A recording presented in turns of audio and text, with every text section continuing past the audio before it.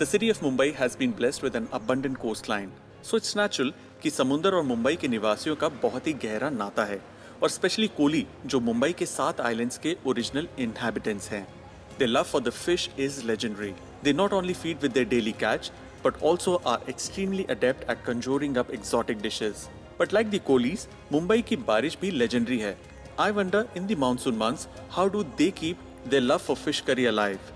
So I met up with one such Kohli, Anjali, जिन्होंने Koli cuisine और उसके कल्चर पे काफी काम किया है. मुंबई जो है वो पहले 7 आइलैंड्स थे and Kolis are the owners of these islands. So हम लोग ओरिजिनल इनहैबिटेंट्स, और जैसे पोर्चुगीज आए और बाकी के ब्रिटिशर्स आए तो उनके साथ जो भी स्पाइस ट्रेड बढ़ा, उसके साथ चिलीज का प्रेजेंस तो इतना आ गया. हमारा जो कोली मसाला और स्पाइसेस रहते हैं उसके बिना तो खाना बनता ही नहीं है. तो मतलब आप ये कह रहे हैं कि अगर थोड़ा सा हम डेट बैक करें, कोली क्यूजीन उसके अंदर मिर्ची थी नहीं, बिल्कुल नहीं. The masala influence was the biggest influence.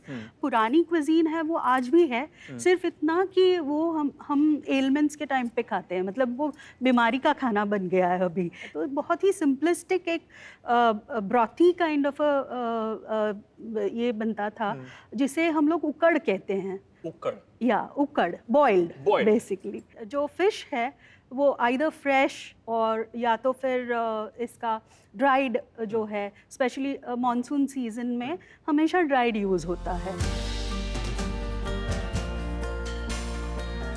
Bagga fish curry. I am very intrigued by the name Bagga. मतलब बग्गा क्यों? And what is the meaning of Bagga here? There is no meaning as such to it, but bagga is something which was caught easily. मतलब offshore fishing start हुआ, मतलब rocks के beyond, rock shore के बाद में जो level आती है वहाँ पे ये बहुत अच्छी तरह से breed करता है. तो easily net में आ जाता था. And then we Kohlis are very very environmentally aware. तो हम लोग जो पकड़ते हैं वो खाते हैं, waste नहीं करते हैं. So ये जो है ये बग्गा है? Yes, this is bagga. But ये फ्रेश नहीं है, क्लियरली ये ड्राइड है. ये ड्राइड है and this is a monsoon ingredient. शुरू से पापल पिकल बाद में ऐड हुआ, पर ये drawing of fish was what was done as a monsoon preservation. मतलब ये आई थिंक इसे रिबन फिश भी शायद कहते हैं. इसे ड्राई किया या तो सन ड्राइड या फिर सॉल्टेड. सन ड्राइड, या sun dried. Salted is also sun dried but later on buried under salt. It is a very potent fish actually. Specially salted जो होता है वो इतना सा पीस हो तो एक बोल सूप तो तो ये 3-4 इंग्रेडिएंट्स में बनता है. और सीजनल है, तो सीजनल अभी जैसे समर अभी खत्म हुआ है, we are still getting raw mango, तो आज हम रॉ मैंगो यूज करेंगे. पर अगर आप थोड़ा डीप इनटू द मॉनसून बनाना है तो we will use salted raw mango जिसे अम्बोशी कहते हैं, तो उससे फ्लेवर होता है. और थोड़े महीनों के बाद वी विल यूज कोकम. तो if you see this dish, it is very very hunterisk, like background of Kohlis is hunting, basically hunting of fish.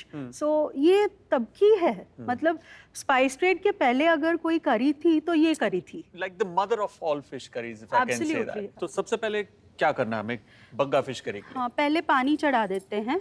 जब तक ये हो रहा है हम जो लहसुन यूज करने वाले हैं उसको उसमें आँच में डाल देंगे ताकि रोस्ट हो जाए. तो ये है बग्गा. हाँ, ये पीसेस करके सोक किया हुआ है 15-20 मिनट्स के लिए वार्म वाटर में. So, मतलब इसका हेड भी यूज होता है? नहीं, हेड और टेल निकालते हैं. ये जो बग्गा है इसको हमेशा सुखाते वक्त उसके टेल्स बांध के एक बाम्बू के ऊपर ऐसे लटका के ये ड्राई होता है सन में. एक तो है the art of preserving food, दूसरा ये जो आर्ट ऑफ वीविंग है ना, दिस इज रियली मैजिकल. जो स्पाइडर है वो वीव करता है, उसको मराठी में कोड़ी बोलते हैं, उसके वजह से हमारा नाम आया है. First fishing was done with spears, और फिर बाद में जरा होशियार हो गए तो नेट्स बनाने लगे.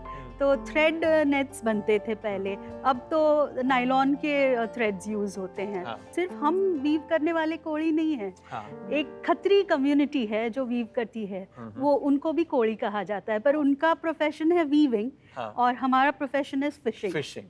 तो ये तो अपनी बेसिक करी है. तो इसमें अगर गल जाता है तो बहुत ही अच्छा, बिकॉज़ फिश गल जाए. हाँ, पर अगर हम करी खाते हैं तो गले तो मतलब बैड कुक.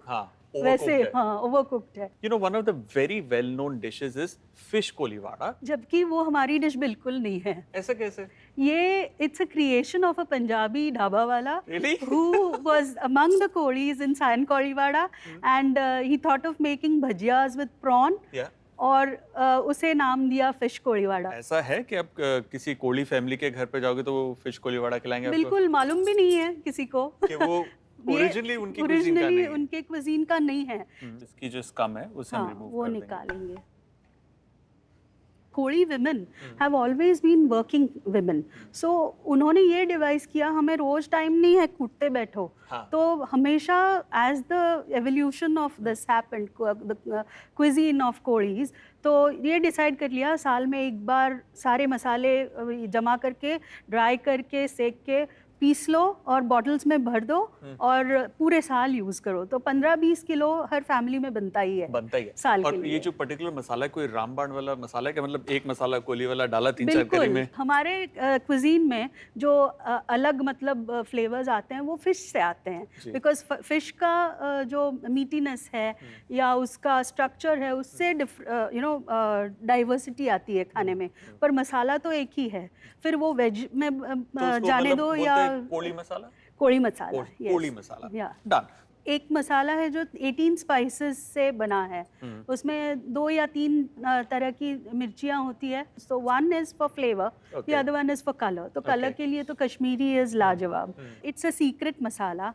पर शेजवान जो पेपर है उसका एक कज़न है तिरफल, जो कोंकण में triphala is different. Triphala is an Ayurvedic medicine. ये तिरफल जो है वो शेजवान पेपर की तरह होता है, छोटा होता है और बहुत ही तेज होता है। तो उसको वो है जो कोली मसाला को उसकी प्रोफाइल देता है। और tirphal goes with fish like you know they are married in heaven. अभी जो वेजिटेरियन इन्फ्लुएंस है कम्युनिटी पर उसमें भी कोली मसाला ही यूज होता है। Got it, got it. We can see it's expanding and almost ready to crumble. तो उसको अभी हम पहले सॉल्ट डालेंगे, फिर डालेंगे कैरी और अब हम ये लॉन्ग पेपर दो या 3 ही काफ़ी है। हल्दी भी हमारी अभी इसको इसमें डाल देते हैं। So there goes the magic. Yes. हल्दी जो अपना गार्लिक है वो भुना हुआ है तो उसको पॉप करेंगे। रोस्टेड गार्लिक का flavour. Kodis historically, rather prehistorically, have been, since they were hunters, they were not used to grains at all. Okay. तो खाली फिश ही खाते थे। तो ये सूप की तरह पी लिया, प्लेन फिश खा लिया, वैसे होता था। Okay. और जब अग्रेरियन इन्फ्लुएंस आया तो फिर चावल इसी में डाल देते थे और वो ग्रूवल की तरह बनता था। ओके ओके, सो मतलब वो एक 1 पॉट मील हो गया। 1 पॉट मील, बस लवली। इसको डालेंगे ओके और इसको एक 5 मिनट बॉईल होने देंगे। सो ये हल्दी ने अपना रंग दे दिया है, फिश हल्की सी डिसइंटीग्रेट हुई है, सो मतलब बग्गा फिश करी तैयार है। Yes, ready to be served. Wow, what a strong fish smell. Beautiful. Time to taste this.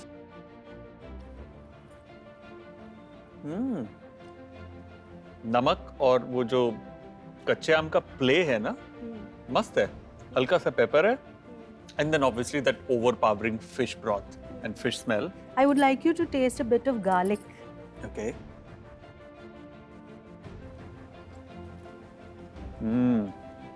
Garlic has become like butter, makhan.